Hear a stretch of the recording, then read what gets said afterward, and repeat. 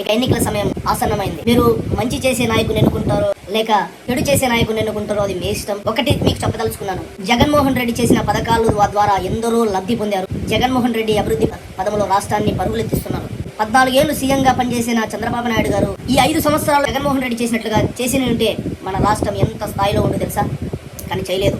స్వార్థంతో తన వారి కోసం మాత్రమే చేసుకుంటూ వచ్చినాడు. కానీ ఇలా జగన్మోహన్ రెడ్డిగా ఆలోచన చేసి ఇంటి వద్దకే పథకాలు అందిస్తూ వాలంటీర్ల ద్వారా చేస్తూ ఇలా మంచి మంచి అభివృద్ధి పదంలో రాష్ట్రాన్ని పరుగులెత్తించాలనే ఆలోచనతో ముందుకు వెళ్తుంటే మన రాష్ట్రం శ్రీలంక అయిపోతుందని చెప్పిన చంద్రబాబు నాయుడు గారు ఈ రోజు చంద్రబాబు నాయుడు కూడా జగన్ 10 రూపాయలు ఇస్తే 20 రూపాయలు ఇస్తానంటున్నాడు. జగన్మోహన్ రెడ్డి సంవత్సరానికి సంక్షేమ పథకాల కోసం 70,000 కోట్లు ఖర్చు చేస్తే ఇదే చంద్రబాబు నాయుడు గారు మరలా ఈ సంక్షేమ పథకాల కోసం పేర్లు మార్చి పథకాలు ఇస్తానని చెప్పి 1,50,000 కోట్లు ఖర్చు చేస్తానంటున్నాడు. మరి మిగతా 80,000 కోట్లు ఎక్కడి నుంచి తెస్తాడు? అప్పుడు అప్పు చేస్తే అప్పుడేమన్నా శ్రీలంక కాకుండా అమెరికా అయిపోతుందా?